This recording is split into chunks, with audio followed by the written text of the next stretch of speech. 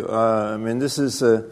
I think this is the introduction. I mean, I've had many introductions over the years, but I've never heard so many words I didn't understand in an introduction before. Which sort of contradicts what you said. Well, anyway, but it's great to be here. This is the title of. It's not exactly the suggested title. Suggestion was I say something about trade-offs, and I thought a bit about it, and I thought this might be a good title. Are trade-offs necessary / important / useful for resilience engineering? And as I said to the young talents yesterday, if you have a title with a question mark, you have to give the answer. And for those of you who think this has been a hard day, and it has, you've heard a lot of very interesting talks, and may actually want to go home a little early or relax before dinner or go outside, I noticed there was a bit of blue sky. I can tell you the answer to the question is no. Okay. So you can get up and go now. That's okay. If you wanted, which I suspect maybe the organizers wanted to hear somebody who'd say the answer is yes, you should have invited this guy, because he's just written a book about it. So what I could do is try to recount René's book, but I'm not going to do that. But here it is. It's good. I've read it. So my answer is still no, and I'll try to explain why.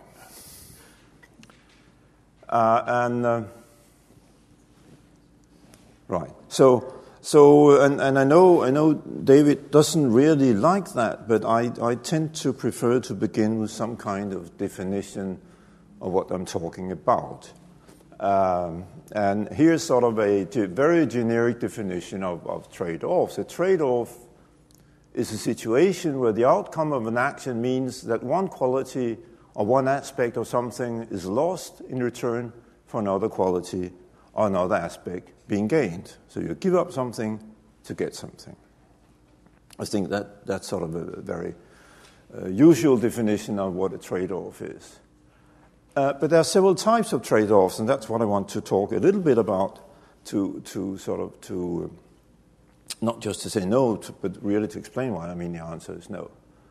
There are some trade-offs where there's actually a decision about it, where you reflect about it, where you sort of compare alternatives. We're back to decision theory. You compare alternatives, and you compare one to the other, and you have some criteria, and you decide, no, we do this instead of doing that. That's a trade-off. And I found an example in the paper on April 14th this year. The White House increased permissible radioactive levels in drinking water and soil following so-called radiological incidents. This has been described as a win for the nuclear industry and as a loss for the public. So someone wins, someone loses. You can't both win, but you can both lose. We know from healthcare, where I work in Denmark, and I guess it goes for healthcare everywhere, and it probably goes for incident reporting in every industry, that there are too many incidents that are reported. In Denmark, we have around 130,000 incidents every year, and everybody says that's an underestimation of the actual number of incidents. But even 130,000 reported every year means that you can't look at 130,000 reports every year. Nobody has the time to do that. So what do?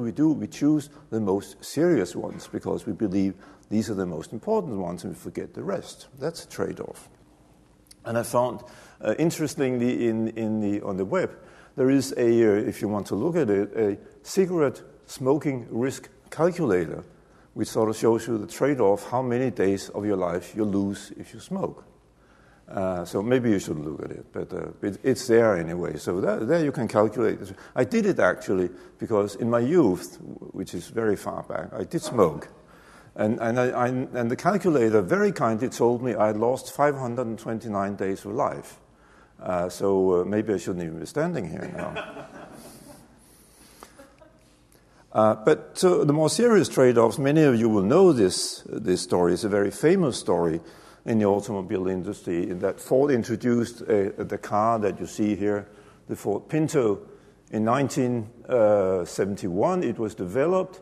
Development started in 1968, and development started because at that time, Toyota and Honda started to introduce cars on the American market, and the big three in Detroit suddenly realized that there were customers for small cars. So they thought, we are going to build a small car. And they said, we are going to build a small car, and it's going to be on the market very soon. And they actually set design targets for that. The weight is less than 2,000 pounds, and the price is less than $2,000. It's a few years ago, as you can see. And they produced it, and when they produced it, they realized they had a little problem. And the little problem is here, and it's called a fuel tank. And the little problem was that if somebody collided with a car from behind, if two things happened because of the way the car was designed. One was that the fuel tank was likely to burst and fuel splurting out. At the same time, the chassis became compressed so you couldn't open the doors. And that's a very bad combination. And Ford knew about that. And so they said, we will make a risk calculation, which is a trade-off. They say, on the one hand, we can say, we estimate 180 people die buying our cars. They didn't say that in the ads, of course. 180 are seriously burned. 2,100 vehicles are burned. The cost per death, and they had a very nice calculation here. They said the cost of a death is $200,725. So we round it off and say $200,000. So you calculate 180 die, 180 seriously injured, 2,100 burned vehicles. You calculate, and the cost is $45 million. They also knew how much it would cost to install a safer fuel tank. That cost $11 per car. So they calculated how many cars are we going to sell, how many trucks are we going to sell, and the cost of installing a safer fuel tank was $137 million. So what do? You make a trade-off. What do? You don't install the safer fuel tank. Of course not. It would be stupid to do that. Except, of course, that it showed, as in many other cases, that their calculations were wrong. They had many more accidents.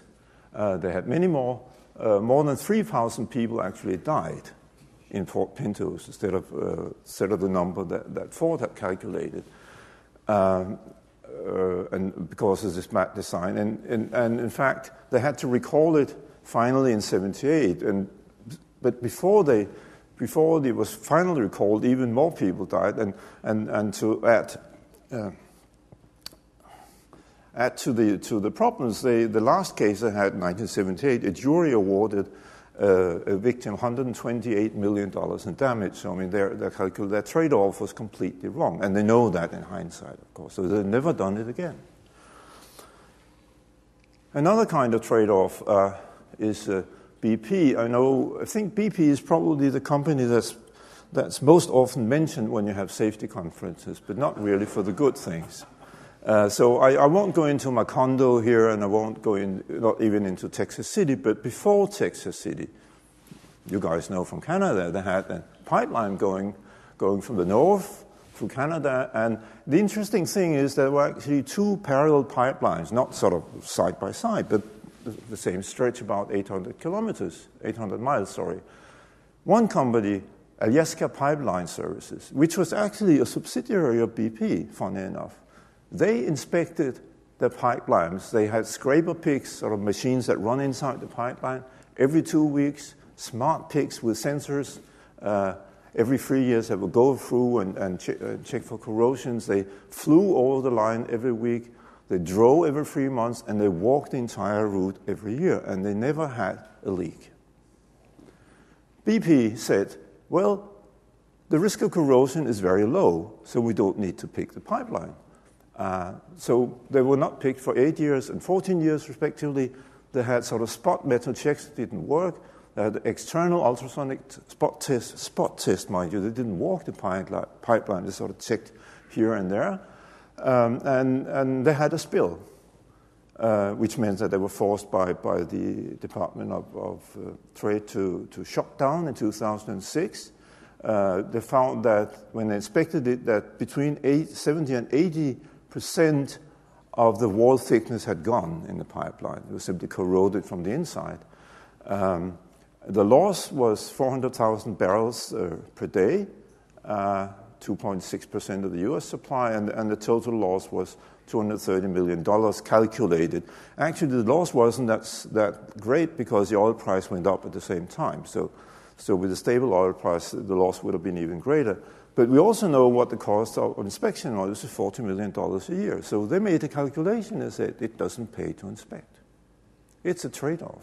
And this is also a deliberate trade-off. It's not as well documented as the Fort Pinto case, but it's there. You can find it.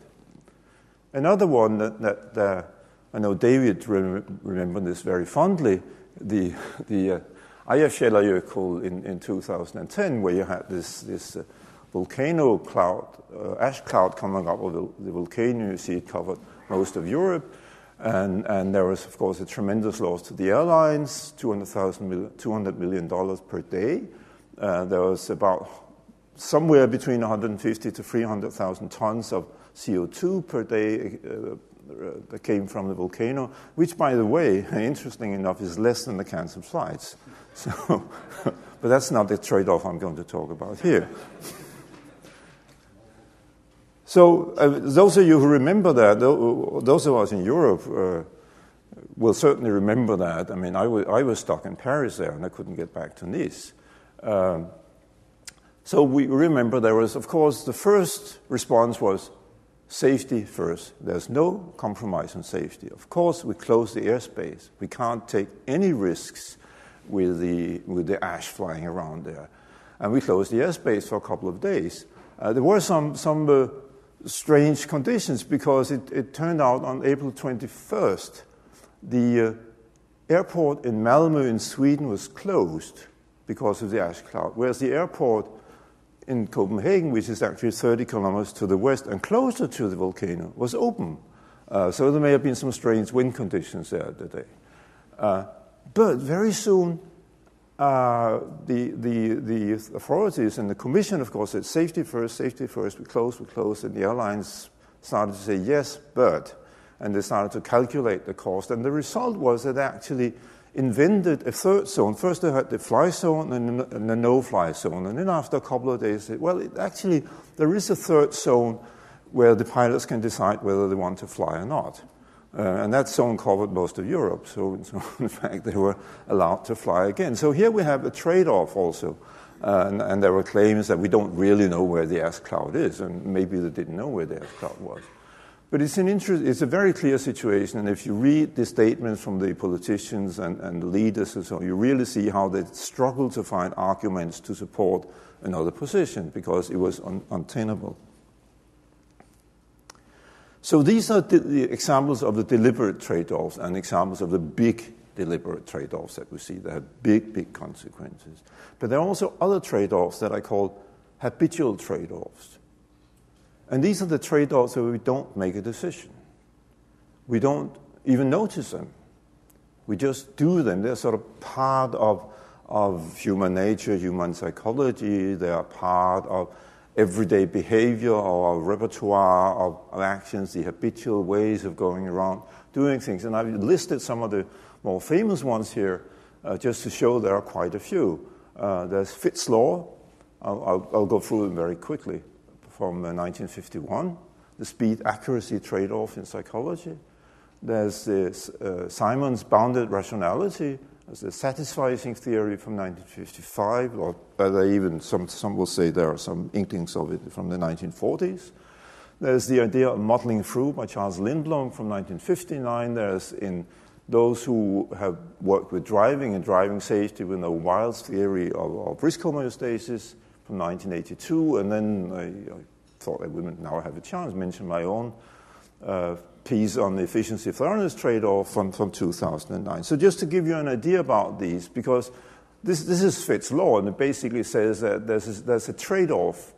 This was sort of perceptual motor behavior, which of course relates to what pilots do in the cockpit. There's a trade-off between when you try to hit a target or move to a certain point, a trade-off that relates to the distance and to the size of the target. Obviously, the smaller the target is, the longer time it takes, because you have to be more accurate. So he even had, and those were the days where we like to have mathematical laws for human behavior, and you have Fitts law here, the speed accuracy trade-off. And this is well established. This is a fact. This is probably something that has to do with the attributes of the nervous system, the muscular system, and so on. More interesting is this one, Herbert Simons, who are one of the people who got the Nobel Prize in economics. And as you know, satisficing says that we try to decide and we choose things that are acceptable. They're not optimal. This is in contrast to the theory of rational decision making. So we choose things that are acceptable, they're good enough, they're satisfactory, hence the idea of satisficing. But the interesting thing about satisficing is that Simon said that the reason why we do this is that there are inherent limitations in the human information processing system. So satisficing is a consequence of limitations of human information processing, because in addition to being an economist, he wasn't really an economist, a management science. He was also, together with Alan Newell, one of the leaders and one of the founders of human information processing theory and also artificial intelligence. So they strongly believed in this. And it's interesting that he explains this behavior, which is of course easy to see, that people satisfy by an internal mechanism. He said people have to satisfy because their brains are not working fast enough, their information processors are not powerful enough. It's interesting because another man, about the same time, Charles Lindblom, said this. He talked about modeling through, which is basically the same as satisficing. He said, well, this is what people do in organizations, what managers do in organizations. When they have to make a decision, they just sort of define the main objective of what they're supposed to do. They look for some alternatives, the obvious ones, the ones that easily come to mind. They find one that seems to be reasonable, and if it's not, then they sort of redo the process. They iterate and do it again and again, which is almost the same as satisficing. But there's an interesting difference, because where Simon said that satisficing is due to the limitations of human information processing, Lindblom did not. He said, this is just what people do.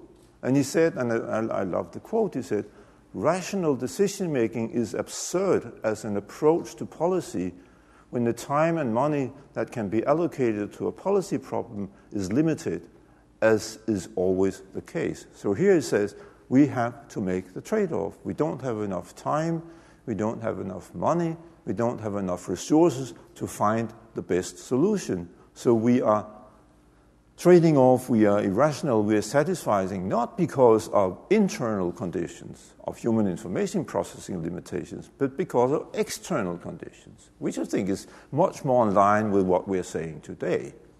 It's the environment, it's the conditions, it's a situation that you can say forces us or makes us do things in a certain way, make certain trade-offs, not make other trade-offs. And I personally like that much more than, even though I used to be a psychologist, I mean, I like this much more than the information processing explanation. I think there's more meat to that.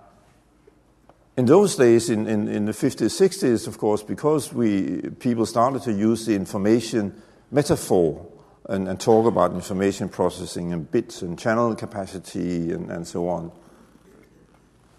We also had another phenomenon which was actually formulated in 1960 and which people sort of refer to sometimes without really knowing where it comes from, and which is another expression of a trade-off, of an habitual trade-off, and that's the so-called information input overload. Basically, the idea is that in many situations, as many of us and many of you have described and found in your work and your research, there is far more information than we can take in. So we filter, we trade off, we have certain strategies to find the information that we think we need in this overload situation. And many people, Jim Reason has written about that, and many others have dealt with that. It's a ubiquitous phenomenon. I think it's only getting worse and worse with the technology that we tend to become slaves of, more or less. Another interesting aspect of that Jim talked a bit about is that the corollary, I can't say that, the mirror image is information underload, because by filtering information away in order to cope with the complexity of the situation, we may lose information, so we don't have enough information. That's another side. That's a very interesting story. Miller,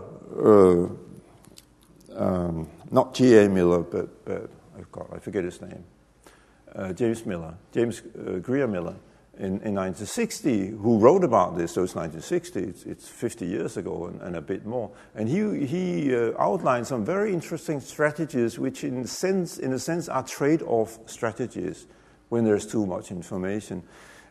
And they're interesting because they simply describe what people do. And we all do this. I mean, the first strategy is omission.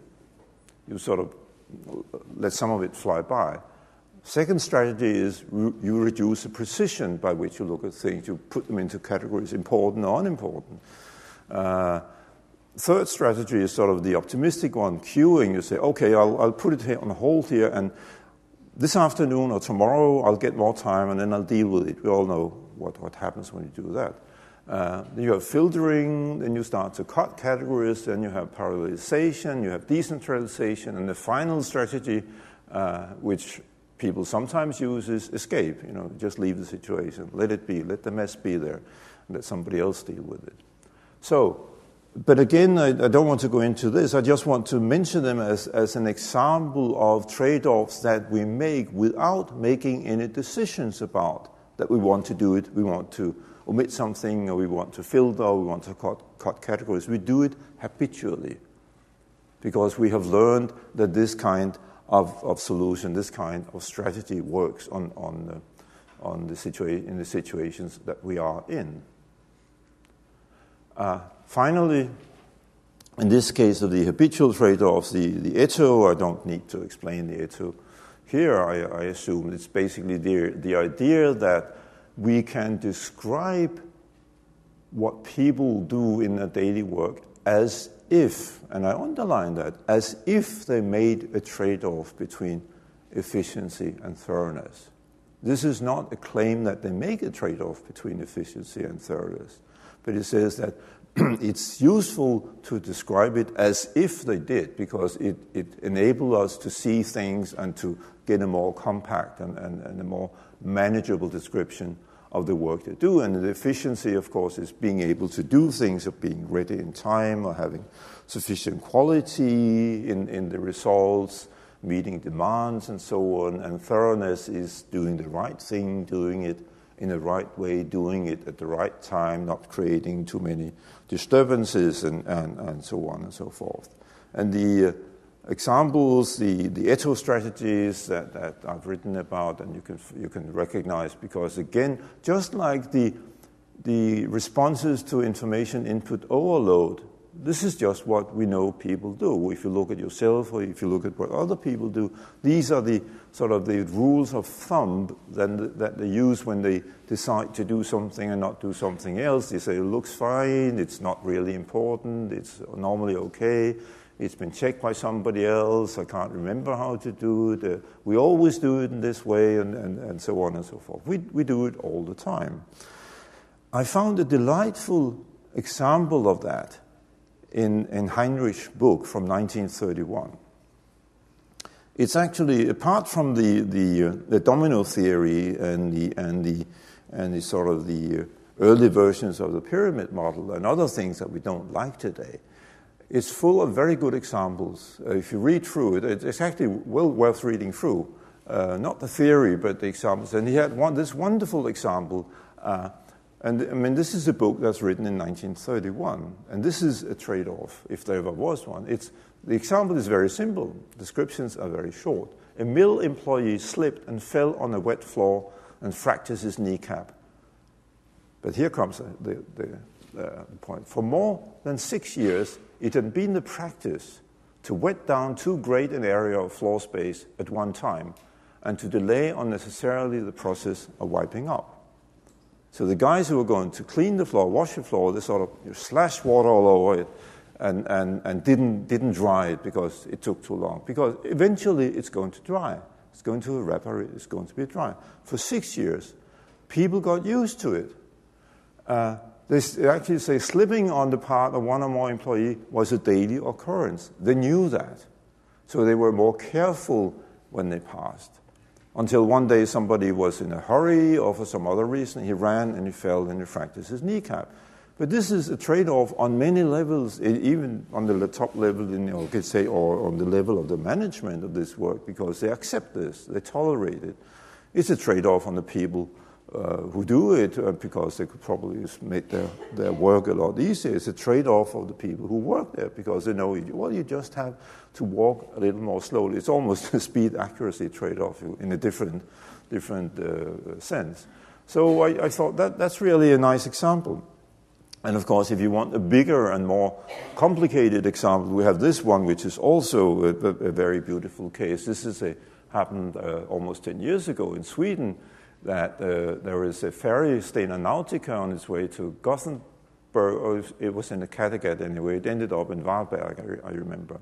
And for some reason, it was rammed by a Polish cargo ship. It was not because they had a competition to say, can you hit this ship? But actually, if you look at the trajectory, the Polish ship made a very strange maneuver, sort of almost full circle, and if I remember right, and hit the Stena Nautica. And of course, the hull, there was a hole in the hull and water streamed in. Now, ever since Titanic, in fact, before Titanic, people know that one reason to make sure that ships stay afloat is that you have watertight compartments below the waterline, right? So if there is a hole in the hull and water runs in, you have a watertight compartment, so only that compartment is full of water and the ship will stay afloat. That's how they were designed. They've been designed for 100 years or more like that. This didn't happen here. Why didn't it happen? Because the thoroughness says, whenever you go from one compartment to the other, you close the door behind you.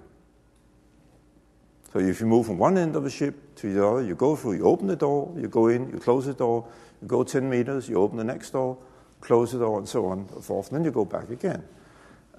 And as you can imagine, perhaps, was that people have a tendency sometimes to leave the doors open, which they did here. Not only have they a tendency to leave the doors open, they were permitted to leave the doors open by the safety inspectors, by the ship inspectors. In fact, 9 other ferries were permitted to sail with open doors in the same way.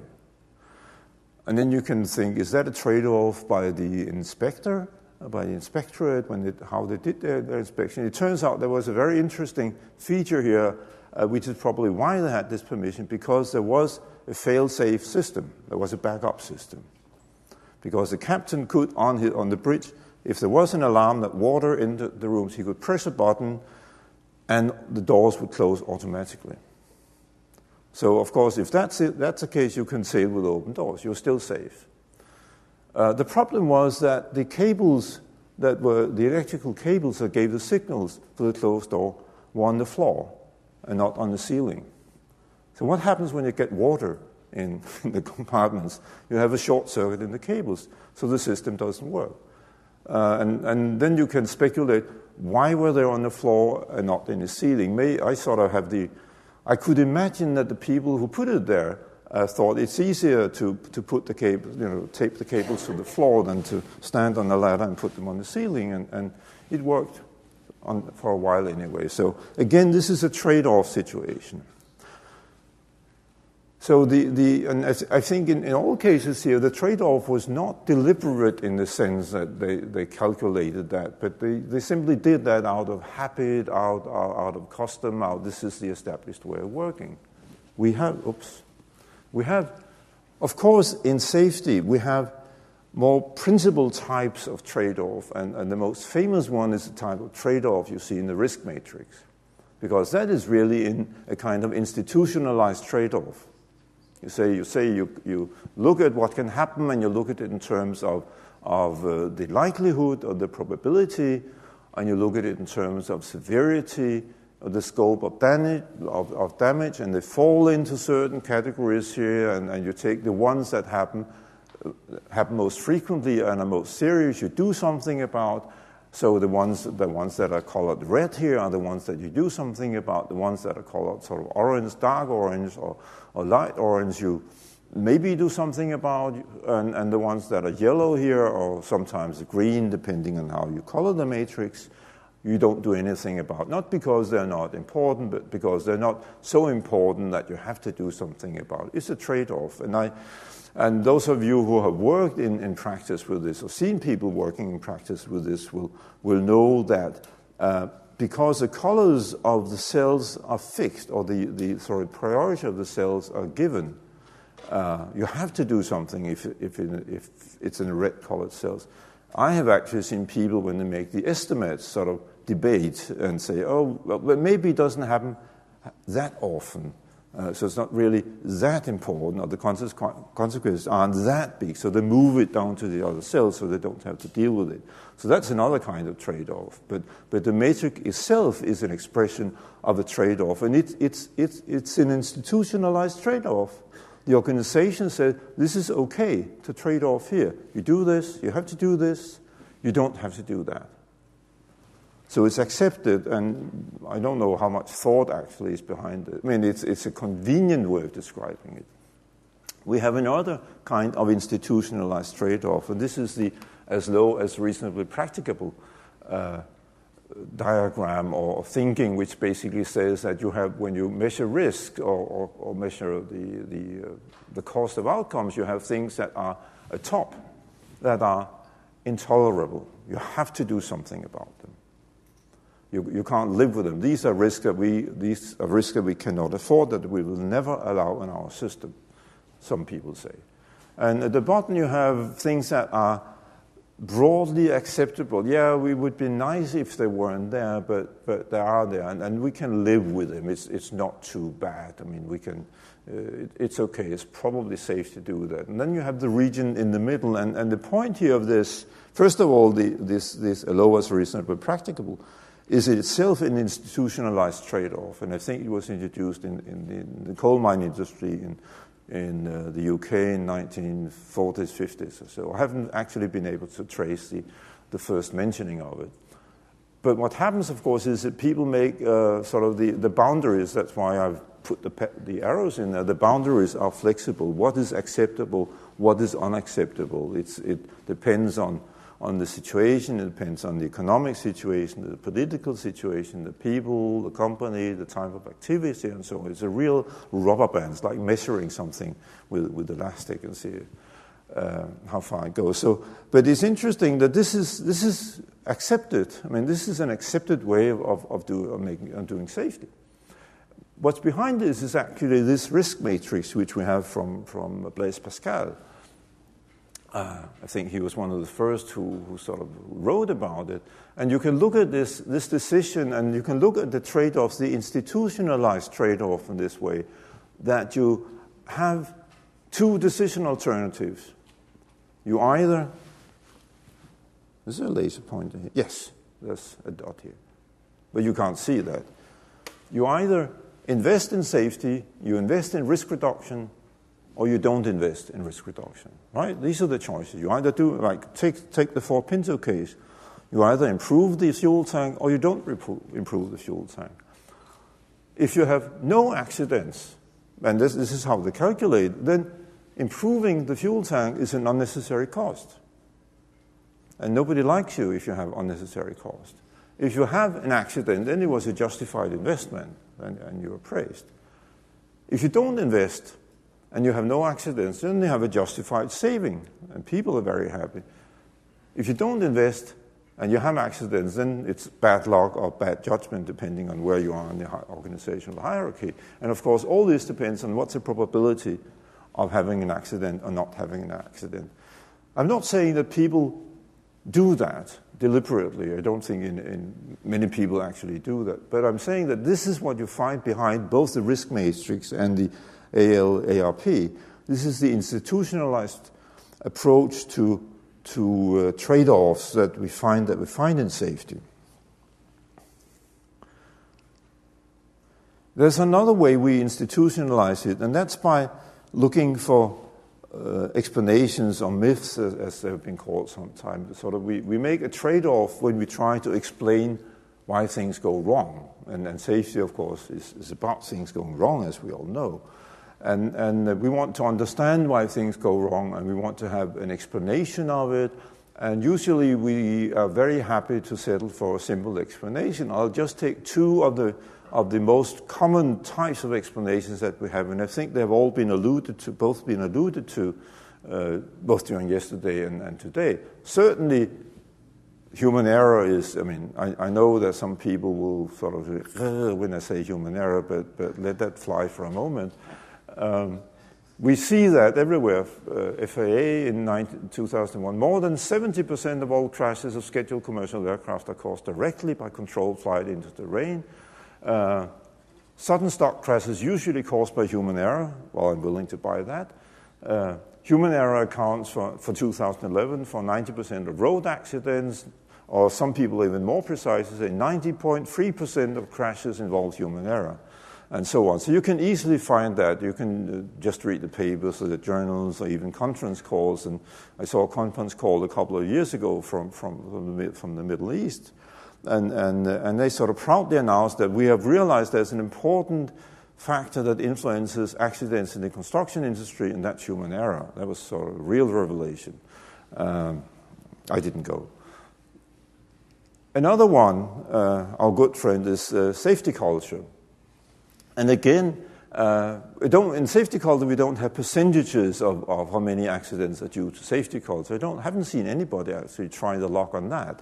But what we do have are people who talk about safety culture. And it's interesting, most of the academic references you see to safety culture are very skeptical about safety culture. So I'm sort of a little puzzled. Why do we, not me certainly, but why do other people use safety culture as a favorite explanation when something doesn't work? If you have, I put them in chronological order here. Cox and Flynn said in 1998, I'll read it because you can't read it in the back. While there is indeed some evidence to suggest that assessing the prevailing organizational culture can assist in the identification and management of health and safety issues, the validity of the safety culture concept remains largely unproven. Now, that's 1998, that's 15 years ago. So perhaps it has improved. Frank Guldemont said, in the last 2 decades, he said that in 2000, empirical research on safety climate and safety culture has developed considerably, but unfortunately, theory has not been through a similar progression. So there's a lot of data about it, but there's no theory to support it. Hopkins said, despite all that has been written about safety culture, there's no agreement about just what this concept means. Wow. And in a survey in the medical literature, they said, although it has been widely used for many years, the concept of safety culture is not precisely clear. And I think I will agree with that. But the point again is that we use safety culture, and using safety culture to explain something is a trade-off. So we make trade-offs. So why am I saying this when I started to say the answer to trade-offs, the importance of trade-off in resilience is no?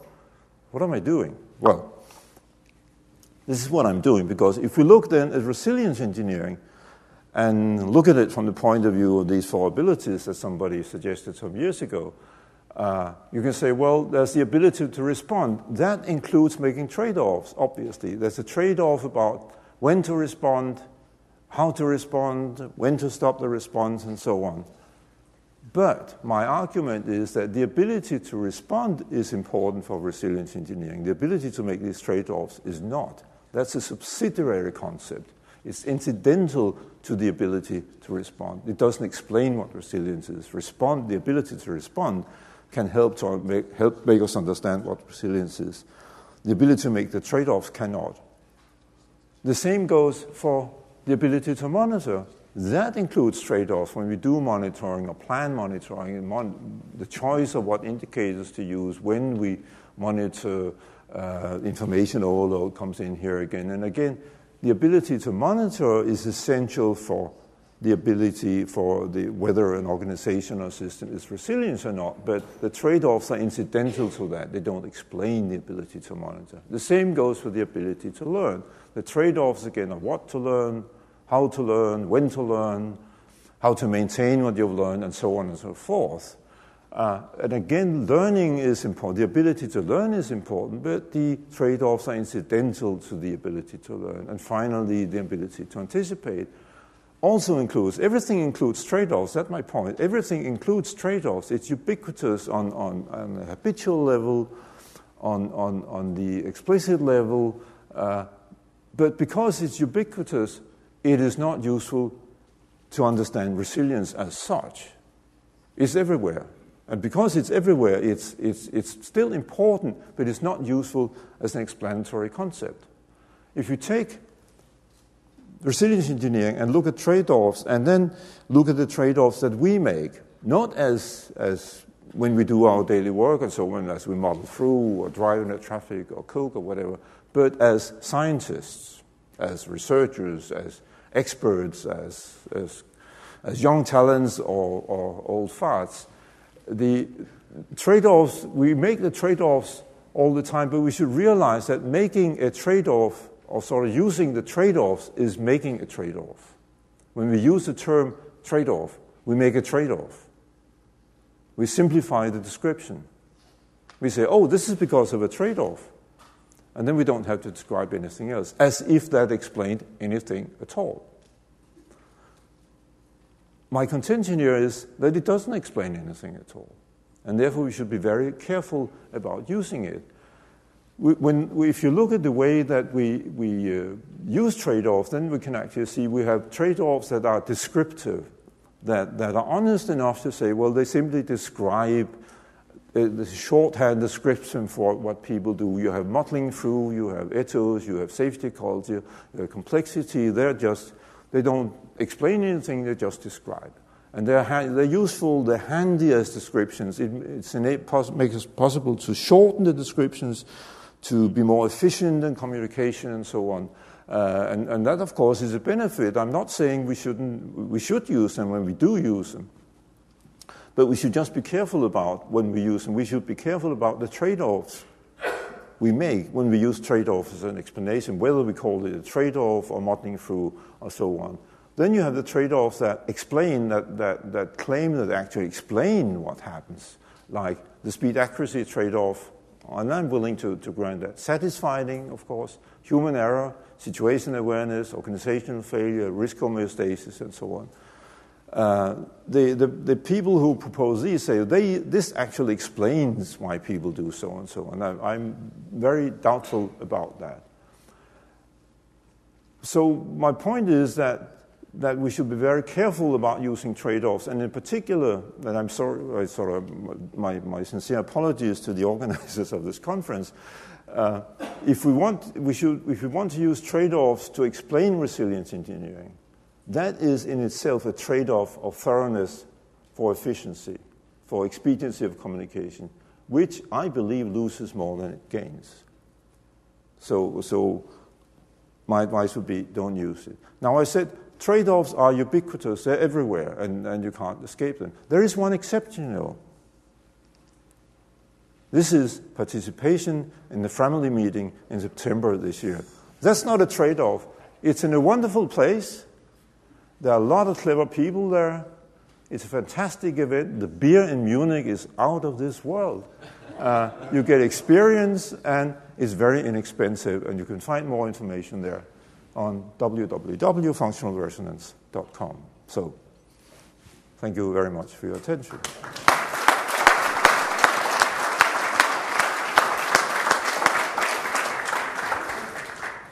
With the implication that beer in Soesterberg is not as good. It sounds mighty attractive by now, though, I'm telling you. With that qualification, anybody who ventures a question to Erik? Yvonne does. I'm not surprised. Thank you, Erik, for a nice presentation and a lot of things to think for many weeks. But actually you have, if you go back to the slide of the abilities and the trade-offs, and when David started the introduction of the symposium, he talked about the meaning of the trade-offs. And when we look on the indicators, it's also be aware of the meaning of the trade-offs when we are selecting the indicators. So you are saying that it's not a single, and we should be careful. But I think that the trade-offs and be aware of the significance when we are doing these simplifications are in the agenda of the way that we try to understand the system. So I think I'm not completely agree that is. We should be aware of it. It's great if people are aware of the trade-offs they make when they choose indicators. I'm not sure that's always the case. Sometimes they don't think about it, they just choose out of expedience and so on. But again, my point is that trade-offs are important, trade-offs are everywhere, but precisely because they're everywhere, they're not useful for as an explanation of a specific phenomenon such as resilient performance. That they explain so much that they end up explaining very little. That's right. The trade-off in using trade-offs as explanation is too great. Yeah.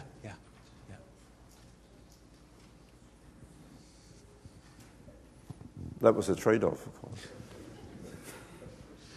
Hi, Erik. Thank you. When you send us out that warning about how we use trade-offs, I thought of that as a lesson learned from how people have used the expression human error for the last 3 or 4 decades. But even the expression human error has been useful, was useful, still is useful for many things, perhaps, and was very useful in early stages of those 3 or 4 decades. It has led us a long way. So I do like the concept of trade-offs, and of course I agree that it should be used with care and not make the same mistakes that we did by using human error expression. But keeping that in mind, and looking at this slide in particular, there is something interesting for resilience engineering and the 4 abilities, which is organizations must really in effect, trade-off between those 4 abilities. Not trade-off to apply them, but actually trade-off between those 4 abilities. At some point, they will have to reinforce a given one and sort of erode, perhaps even on another one. Not being too specific. So I was hoping that you could add some more on that. Well, I think that they have not to. In this case, I wouldn't say they have to.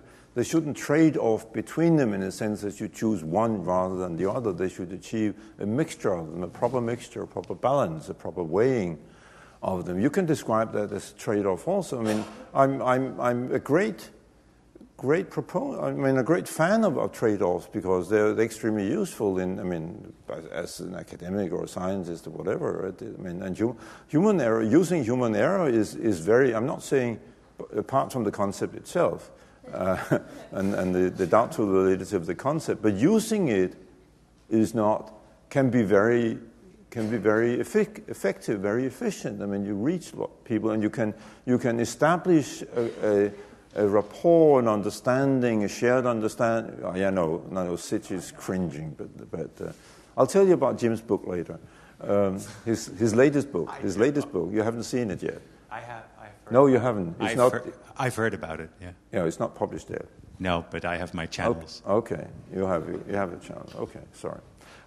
Anyway, so I'm just saying raising a warning flag, and particularly when it comes to resilience engineering, which is near and dear to my heart. I think I would try to suggest don't use trade-offs as the central underlying concept of resilience.